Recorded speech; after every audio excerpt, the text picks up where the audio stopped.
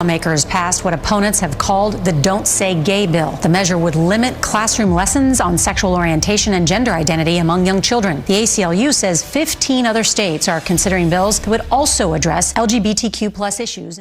Well, oftentimes business education today, and I see it all the time, kids come out of college, the best colleges, Wharton and Harvard and Stanford and some of the great business schools, and they'll come out and they won't have practical experience. There's too many case studies that aren't practical. আমরা সবাই নিশ্চয়ই একটি অদ্ভুত বিষয় খেয়াল করছি। বিশ্বের সবচেয়ে বড় লোক, মিলিয়নিয়ার বা বিলিয়নিয়াররা সব অদ্ভুত রকমের কাজকর্ম করতেছে। তারা ব্যবসা করতেছে, জাহাজ কিনতেছে, প্লেন কিনতেছে, এইসব তো করতেইছে। কিন্তু এর মধ্যে আরেকটি অদ্ভুত কাজ করতেছে। তা হলো তাদের নিজ নিজ দেশের গভর্নমেন্ট কর্তৃক যে পড়ালেখা বা সিলেবাস বাধ্যতামূলক করা হয়েছে, সরকারি নিয়মে যে পড়ালেখা তা তারা তাদের বাচ্চাদেরকে আর করাইতেছে না। তারা তাদের বাচ্চাদের পড়ালেখার দায়িত্ব তারা নিজেরাই নিয়ে নিতেছে। তারা তাদের বাচ্চাদের শিক্ষক, তারাই তাদের বাচ্চাদের সব দায়িত্ব নিয়ে নিয়েছে। পৃথিবীর সবচেয়ে জনপ্রিয় বেঞ্চের ক্যাপিটালিস্ট পিটার হিলকে আমরা প্রায় সবাই চিনি। ইনি পেপ্যাল মাফিয়ার একজন। পিটার হিলকে বলা হয় ইন্টারনেটের খুব গুরুত্বপূর্ণ মানুষদের মধ্যে একজন। তিনি না থাকলে সিলিকন ভ্যালিই থাকতো না। পিটার হিল নিজের বাচ্চাকে পড়ান, কোনো স্কুল বা বিদ্যালয়ে পড়ায় না। শুধুমাত্র পিটার হিল হলেই বলা যেত যে তার মাথায় মনে হয় সমস্যা, বাচ্চাকে স্কুলে না পড়িয়ে নিজে বাচ্চাকে পড়াচ্ছেন। কিন্তু ব্যাপারটা মোটেও সেরকম না। মার্ক জাকারবার্গকেও অনেকেই চিনি, তিনিও নিজের বাচ্চাকে নিজে পড়ান। এই লিস্ট অনেক বড়। খুব কম সংখ্যক মিলিয়নিয়ার আছে যারা তাদের বাচ্চাকে ট্রেডিশনাল স্কুল সিস্টেমের উপর পড়ালেখা করান। 2015 বা 16 সালের মধ্যে নিজের বাচ্চাকে নিজে পড়ান এই লিস্টে অ্যাড হয়েছেন ইলন মাস্ক। ইলন মাস্ক নিজের বাচ্চাকে নিজে পড়ানোর জন্য একটা স্কুল প্রতিষ্ঠা করেন অ্যাড এক্সট্রা নামে। তিনি ওইখানে তার বাচ্চাকে পড়ান, তার যে এমপ্লয়ি আছে তাদের বাচ্চাগুলোকে পড়ান। ইলন মাস্কের যে কোম্পানি আছে সেই কোম্পানিতে যারা কাজ করেন তাদের বাচ্চাগুলোকে ইলন মাস্ক ওই স্কুলে পড়ান। এখন সবার মাথায় একটা প্রশ্ন ঘুরপাক খাচ্ছে, কেন মিলিয়নিয়াররা তাদের বাচ্চাদেরকে ট্র্যাডিশনাল স্কুলে না পড়িয়ে নিজেরাই পড়াচ্ছেন? তাদের এই কর্মকাণ্ডে আমরা কি শিখতে পারি? আমাদের দেশের শিক্ষা ব্যবস্থার যে সিস্টেম তা হলো মুখস্থ বিদ্যা। আর আমরা এটাও খুব ভালো করে জানি মুখস্থ বিদ্যার 2 টাকারও কোনো দাম নেই। এক সময় কাগজ অনেক দুর্লভ ছিল। তার আগের যুগের মানুষ পাথরে লিখে লিখে চিঠি আদান প্রদান করত। তারপর মানুষ একজন আরেকজনকে গল্পের মাধ্যমে তার আগের প্রজন্মের গল্প বলে আগের প্রজন্ম কেমন ছিল সেগুলো জানাতো। ওই সময়গুলোতে মুখস্থ করা বিদ্যা অনেক বেশি প্রয়োজন ছিল। যখন কাগজ আবিষ্কার হলো, লেখালেখি আবিষ্কার হলো, লেখালেখি আবিষ্কার হওয়ার পরও মুখস্থ বিদ্যার গুরুত্ব ছিল, কারণ সবাই লিখতে পারতো না। বিভিন্ন ভাষা ছিল, জ্ঞানী গুণী অত ছিল না, এবং জ্ঞানের অ্যাক্সেস সবার কাছে ছিল না।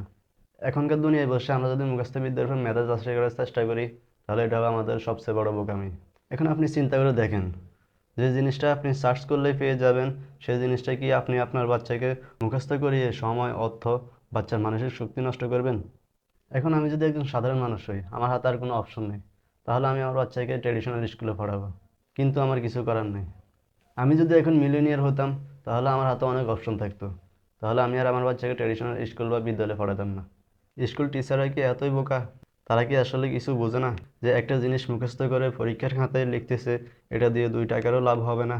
এটা তারা বুঝে, কিন্তু একজন মানুষকে পরিমাপ করার বা আরেকজন মানুষের এগেনস্ট মাপার সবচেয়ে সহজ উপায়গুলোর মধ্যে একটি হলো মুখস্থ করার অ্যাবিলিটি কতটুকু। এখন মুখস্থ করার সিস্টেম থেকে যদি স্কুল বের হয়ে আসে, সেই ক্ষেত্রে এত বাচ্চার পরিমাপ করার কোনো উপায় থাকবে না এবং ট্রেডিশনাল স্কুল মডেলটাই ভেঙে যাবে। এই কারণে অনেক স্কুল চাইলেও কিছু করতে পারতেছে না। চায়না একটি অদ্ভুত কাজ করেছে। চায়না ট্রেডিশনাল লেখাপড়ায় গুরুত্ব না দিয়ে তারা তাদের বাচ্চাদেরকে টেকনিক্যাল লেখাপড়ায় গুরুত্ব দিয়েছে। তাদের ছোট ছোট বাচ্চারা যুদ্ধজাহাজ বানিয়ে খেলতেছে, চায়নার ছোট ছোট বাচ্চারা রণতরী বানিয়ে খেলতেছে। তাদের বাচ্চাদেরকে ছোট থাকতে বিভিন্ন জিনিস বা যন্ত্রপাতি তৈরিতে দক্ষ করে তুলতেছে। এইসব কারণে হয়তো চায়না আজ এত উন্নত একটি দেশ। আমাদের দেশের শিক্ষা ব্যবস্থায় শেখানো হয় কে কখন জন্মগ্রহণ করেছে, কে কখন মৃত্যুবরণ করেছে, এইসব পড়ানো হয় আমাদের দেশে। সবাই জানেন আমাদের দেশে তথ্য ও যোগাযোগ প্রযুক্তি নামে একটি বই আছে, সেখানে শেখানো হয় কিভাবে কম্পিউটার অন করতে হয়, কিভাবে কম্পিউটার অফ করতে হয়, এক্সেলে কিভাবে কাজ করতে হয়। দুনিয়া এখন অনেক উন্নত হয়ে এআইতে চলে গেছে, কিন্তু আমাদের দেশে তা না শিখিয়ে শেখানো হয় কিভাবে কম্পিউটার অন অফ করতে হয়। মিলিয়নিয়ার বা বিলিয়নিয়াররা পৃথিবীর সাথে তাল মিলিয়ে চলার জন্য ট্র্যাডিশনাল স্কুল সিস্টেম থেকে বের হয়ে তাদের বাচ্চাদেরকে নিজেরাই পড়ালেখা করাইতেছে। মিলিয়নিয়ার আর বিলিয়নিয়াররা তারা তাদের বাচ্চাদেরকে কী শেখায় এটা আমাদের আগে বুঝতে হবে। এটা বুঝতে পারলে আমাদের বাচ্চাদেরকে কী শেখানো উচিত তা আমরা বুঝতে পারবো। মিলিয়নিয়াররা তাদের বাচ্চাদের স্কুল সিস্টেমে 6টি জিনিসের উপর ফোকাস দিয়েছে, তার মধ্যে 4টি অবভিয়াস: সায়েন্স, টেকনোলজি, ইঞ্জিনিয়ারিং আর ম্যাথ। এই 4টির সাথে আরও 2টি যোগ করা হয়েছে, আর্টিফিশিয়াল ইন্টেলিজেন্স আর রোবোটিক্স। এই 6টি বিষয় ছাড়া ভবিষ্যতের দুনিয়ায় কেউ উপরে উঠতে পারবে না। এখন আপনি যদি আপনার বাচ্চাকে ভবিষ্যতের দুনিয়ার জন্য প্রস্তুত করতেছেন তাহলে আপনি আপনার বাচ্চাকে রোবোটিক্সের উপর দক্ষ করুন। ভবিষ্যতের যুগ এআইর যুগ, রোবোটিক্সের যুগ। এইগুলো ছাড়া ভবিষ্যতের দুনিয়ায় টিকে থাকার উপায় নেই। ভিডিওটি ভালো লাগলে লাইক করতে ভুলবেন না। সবাই ভালো থাকবেন। সবার সাথে দেখা হবে পরের কোনো ভিডিওতে। বাই।